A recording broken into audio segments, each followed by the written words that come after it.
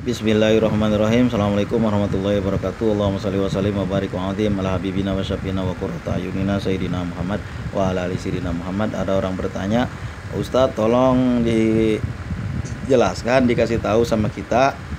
Katanya ada seorang yang mengatakan kalau ini kemasukan jin gara-gara membaca salawat nariyah.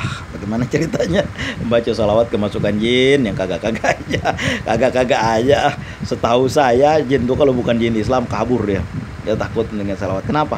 Karena kalau jin kafir itu apa namanya? Setan berarti ya. Minal jinnati wan nas. Setan tuh dari siapa? Dari golongan jin dan golongan manusia. Apakah manusia juga ada yang setan?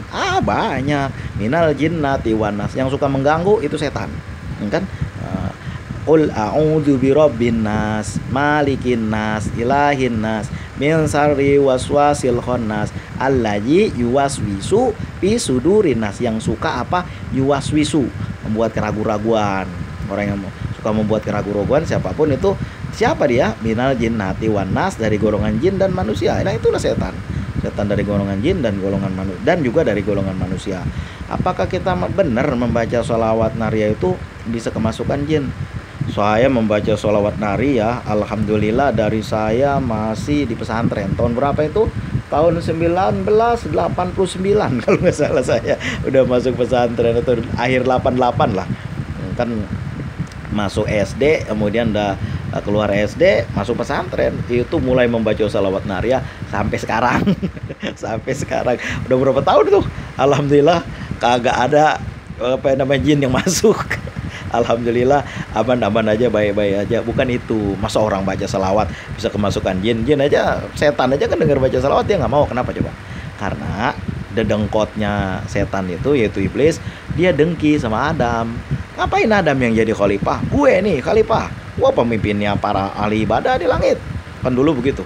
Nah, kalau kita baca Israiliyat itu, iblis itu apa namanya, saking takwanya, taatnya dia beribadah, apa namanya, memuji Allah, menyembah Allah, memuji Allah, subhanallah. Biasanya kalau malaikat kan gitu, subhanallah. Nah, biasanya begitu dia. Lalu derajatnya naik, lalu dinaikkanlah ke langit selanjutnya, lalu sayapnya tumbuh, lalu menjadi pemimpinnya para ahli ibadah. Tapi ketika dibikin bahwa Allah ini jailun fil ardi khalifah, saya akan, sungguhnya aku akan menciptakan di muka bumi ini khalifah. Ternyata yang menjadi khalifah bukan dia, Adam. Kesalnya minta ampun, mangkalnya minta ampun. Sampai Adam tuh atau belum dimasukin ruh. Kalau kita dibaca di Israiliyat, kalau Israiliyat itu kan kama qala Rasul, kalau kita dengar Israiliyat jangan dibetulin, jangan disalahin. Ya udah biasa aja. Tapi kalau ada hikmahnya kita ambil. Hikmah itu kama qala Rasul, dia seperti barang yang hilang buat kaum muslimin. Kalau barang hilang kita ambil. Jadi ketika itu dia kesel, dia tendang-tendang, lalu dia masuklah ke dalam ke dalam tembikar, apa sih disebutnya ya, yang belum jadi, yang belum ditiupkan arwah, yaitu badan Nabi Adam. Masuk lihat dia dari mulutnya, dia keluar dari duburnya, dia bilang ke malaikat, wahai para malaikat, ternyata apa itu yang mau dijadiin khalifah itu dia berongga dalamnya, dia bilang ya kan. Mungkin kalau dia nggak berongga karena dia dibikin dari apa, dari api, berongga dalamnya, ternyata dia bilang ada rongganya. Lalu Allah merintahkan ketika udah ditiupkan ruh, Allah sempurnakan kejadiannya, penciptaannya, Allah tiupkan ruh. Ketika Allah tiupkan ruh, Allah merintahkan usjudu li Adama, semua kamu sekalian sujud kepada Adam, untuk menghormati Adam. Fasajadu illa iblisa, maka semuanya sujud kecuali iblis. Kenapa ya? Gara-gara dulu Allah bertanya, malaikat juga ikut protes, ya Allah, mengapa engkau mau menciptakan di muka bumi ini khalifah? Nanti mereka akan menumpahkan darah, mereka akan berperang satu sama lain. Ini alamu malah ta'lamun, sungguhnya aku lebih tahu apa yang engkau tahu. Ketika Adam diciptakan, ya Adam, wahai Adam, coba Allah merintahkan kepada malaikat, coba sebutkan nama-nama. Malaikat nggak ada yang tahu. Subhanaka la ilma lana illa ma 'allamtana. Maha suci engkau yang telah mengajarkan kami nggak tahu apa-apa selain yang kau ajarkan. Lalu Allah merintahkan kepada Adam, Adam coba sebutkan, karena Allah sudah ngajarin sama Adam. Nah, disebutlah sama dia, Nabi Adam, ini namanya ikan, ini namanya gunung, ini namanya pohon, ini namanya, semua disebut sama Nabi Adam. Nabi Adam tahu. Makanya kalau ditanya, Ali, siapa manusia paling pintar? Sayyidina Ali jawab, dialah Nabi Adam. Karena Nabi Adam semua tahu, sebelum kita tahu Adam udah tahu. Kemudian Allah merintahkan untuk sujud semuanya kepada Nabi Adam. Tapi iblis nggak mau. dia bandel, kagak mau. Apa katanya? Saya ini ciptakan dari api dan duluan. Allah bilang iblis ini perintahku, tapi dia membangkang. Ada aja alasannya lah, dibuat-buat. Sama kita sekarang ini, banyak alasannya. Akhirnya Allah mengusir iblis itu, sehingga iblis makin kesel. Lalu Allah mengubah wajahnya yang keren menjadi yang bercahaya, menjadi wajahnya menyeramkan, jadi menakutkan. Dan juga Allah menjadikan dia hina, menjadikan dia terkutuk. Ini ada suara hujan di luar, jadi mungkin suaranya nggak ketangkap semua ya. Jadi dia dijadikan terkutuk. Lalu dia kesel sama Adam. Lalu mana mau dia membaca salawat kepada keturunan Adam? Mana dia mau? Kebakalan dia mau. Hari itu saya lihat di YouTube ada suatu orang yang ada sekelompok jin lah masuk ke dalam tubuh orang. Ditanya, kenapa engkau begini? Dia bilang, saya ini terusir gara-gara siapa? Saya dibakar dengan satu kalimat-kalimat. Siapa itu? Adalah orang yang gak usah saya sebut. Beliau itu memang suka bertengkar dengan jin. Suka ribut dengan dia. Dia kan jin itu kalah. Istananya diobrak-abrik sama sama beliau ini ya kan. Sama katakanlah ya sama seorang soleh lah kita sebut itu. Kalau saya sebut namanya sama orang soleh. Lalu jin itu bilang gara-gara beliau itu, gara-gara dia itulah saya jadi kalah dan pasukan saya banyak yang terbakar. Lalu ditanya, siapa orangnya? Disebut namanya orang soleh tadi. Lalu kan ya kita baru senojon kalau saya sebut beliau orang soleh, karena kemungkinan lebih hebat beliau lagi daripada kita. Mungkin beliau lebih banyak membaca salawat daripada kita. Lalu emangnya dibacain apa? Biasanya beliau suka membaca salawat. Allahumma sholli ala Muhammad ya Rabbi sholli alaihi wasallim. Enggak tahu dibacain apa. Yang penting pasukan saya kebakar.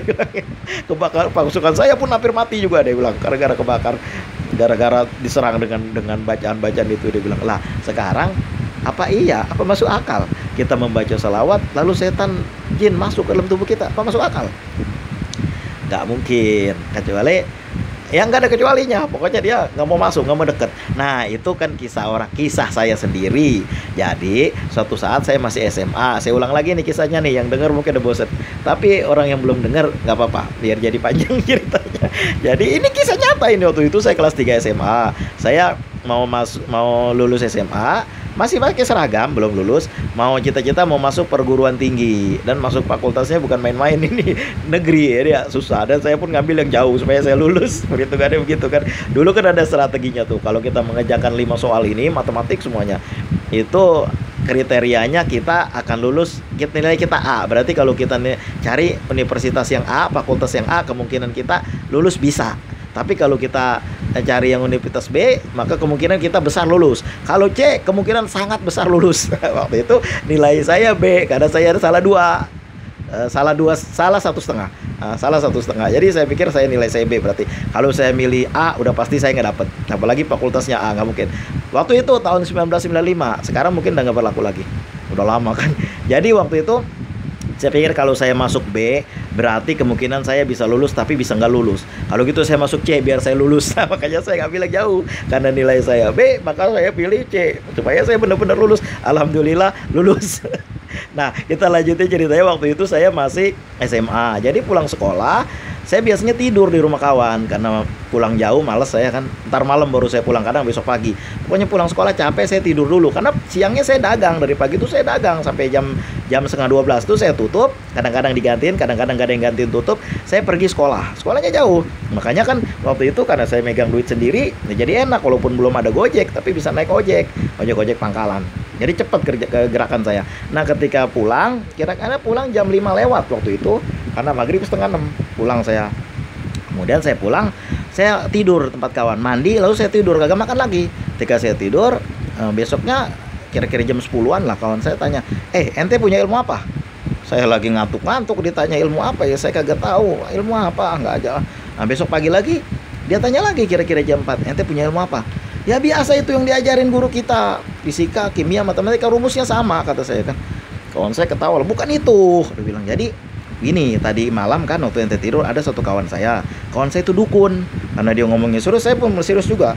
Nah jadi apa urusannya sama saya? Dia itu dukun, jadi biasa membantu kita lah kalau ada urusan apa-apa. Tadi malam dia kemari, habis itu dia tanya, itu rumah ini beda sekali hari ini, dia bilang kan. Itu ada siapa di dalam? Nggak ada siapa-siapa. Ada siapa itu di dalam? Ada kawan saya tuh anak SMA, dia lagi tidur pulang sekolah kecapean. Apa kata dia? Orang yang di dalam itu ilmunya tinggi kata dia kan. Ah, yang bener itu. Iya, tinggi. Perasaan anak SMA aja, dia bilang saya nggak bisa masuk. Kalau saya masuk nggak tahu apa yang terjadi sama saya. Ini panas betul kata dia. Saya mau balik aja. Saya pulang dulu kata dia kan. Habis itu dia maksain nama saya. Ente punya ilmu apa? Gak ada ilmu apa-apa, bercanda aja. Sampai beberapa kali itu dia tanya. Dan sampai besoknya dia masih penasaran, dia tanya saya terus. Kalau ketemu di sekolah dia tanya lagi, apa nih? Akhirnya kan saya pikir udah beberapa kali mungkin dia juga. Apa gue punya ilmu? Kata saya, perasaan kan gue gak punya ilmu apa-apa. Lalu saya pikir-pikir, saya teringat-ingat. Itu pun jawabannya ketika saya udah gede itu. Udah kuliah kan. Iya ya, berarti dulu saya suka, memang sering banget membaca sholawat nariyah. Sholawat nariyah itu kalau malam Jumat saya baca, walaupun kagak tiap hari, tapi malam Jumat saya baca. Dan bacanya bukan sedikit, rame-rame, panjang bacaannya. Tiap malam Jumat insya Allah kagak pernah absen, selalu ada. Selalu baca itu. Nah itu yang saya baca. Paling-paling kalau habis sembahyang saya baca sekali. Sisanya itu malam Jumat tuh saya baca panjang banget. Nah itu barangkali saya memang gak punya ilmu apa-apa waktu itu. Nggak punya. Saya dikasih ilmu-ilmu kayak, adalah beberapa ilmu ketika saya udah di pesantren. Ketika saya ya di pesantren ngaji ya. Ketika saya pesantren waktu SMA itu juga memang udah lewat pesantren, tapi waktu saya pesantren ngaji dikasih, tapi bukan ilmu seperti itu. Rupanya sholawat nariyah yang sering saya baca itu. Karena saya dengar juga ada satu orang. Nah ini pengalaman saya sendiri, bukan pengalaman orang. Jadi waktu saya kecil-kecil dulu ya, waktu itu pesantren kan, ketika saya pulang dari pesantren biasanya itu ada, saya punya suatu kakek, jadi kakeknya kakek samping, beliau itu mau menurunkan ilmunya, namanya orang dulu diturunin sama siapa, dicari cucu-cucunya dari anak-anak yang lain, cucu-cucu lain nggak bisa. Ini nggak bisa nih, dia nggak rajin sembayang, dia bilangnya, jadi payah, dia carilah yang lain-lain. Dan ketika saya mau dimasukkan ilmu itu, dia bisa nih, pasti masukin, nggak mau. Oh kalau engkong masukin nih, engkong mental nih, dia bilang kan, susah nih, nggak bisa dia dimasukinnya, dia bilang. Habis itu dimasukin sama abang saya, mau. Sampai hari ini abang saya jadi cenayang. Nah sedangkan sama saya nggak mau, nolak terus. Kalau engkong paksain, engkong mental nih, dia bilang. Ini ada apa sama dia? Rupanya itu tadi, karena di pesantren sering banget baca-baca sholawat, yaitu sholawat nariyah. Jadi aneh kalau saya ditanya, apa benar Ustadz kalau misalnya kita baca sholawat nariyah jadi kemasukan jin?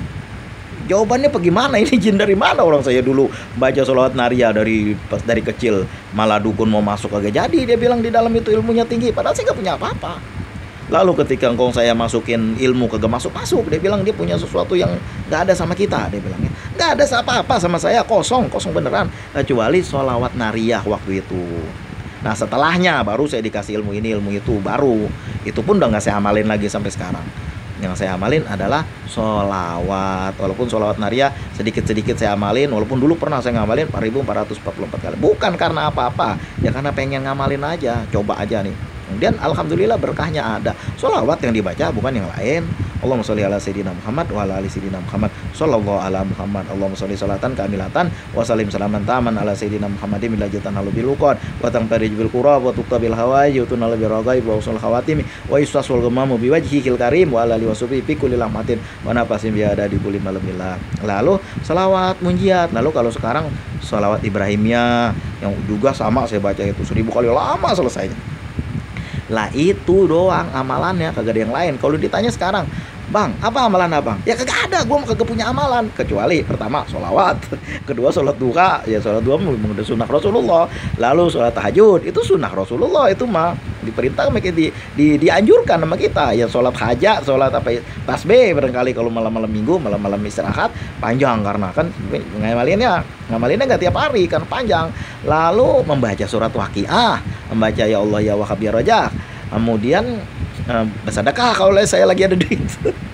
Kalau ada super tank yang dibagi, ya itu saya bagi sedekah. Lain kagak ada, yang lain-lain memang dulu mah ada, sekarang udah kagak saya pakai lagi, udah kagak ada lagi itu, udah nggak saya mau. Emang ada, masih ada saya simpen, tapi nggak pernah saya amalin. Lama-lama katanya bisa hilang, kata yang ngasih bisa hilang. Kalau nggak tajam, bukan bisa hilang, bisa nggak tajam katanya kan. Nggak saya amalin lagi yang lain. Yang saya baca sholawat nariyah, sholawat Ibrahimiyah, sholawat Nabi, sholawat munjiat, sholawat abai wa ummahat, sholawat adrik nih. Itu aja, itu doang, kagak yang lain-lain dah. Rasanya cuma itu yang saya teringat, nggak ada yang lain-lain. Jadi kalau ditanya bisa, kalau dibilang baca sholawat nariyah bisa masuk ke jin dari mana? Dia juga takut kalau kita membaca salawat mah. Allahumma sholli wa sallim wa barik wa azim ala habibina wa syafina wa qurrata ayunina sayyidina Muhammad wa ala sayyidina Muhammad. Jangan berpanjang kalam lagi, nanti kebanyakan. Sampai sini aja dulu. Insyaallah nanti di kesempatan lain. Yang penting kalau pengalaman saya pribadi ya membaca salawat nariyah 4.444 kali, bukan sekali saya amalin, sekali duduk udah banyak banget. Tapi ada juga yang saya cicil, pokoknya jumlahnya segitu. Kagak ngapa-ngapa sampai sekarang. Sehat-sehat aja, berkah-berkah aja. Mana ada amalan salawat bikin orang jadi kemasukan jin, ke kagak aja. Assalamualaikum warahmatullahi wabarakatuh.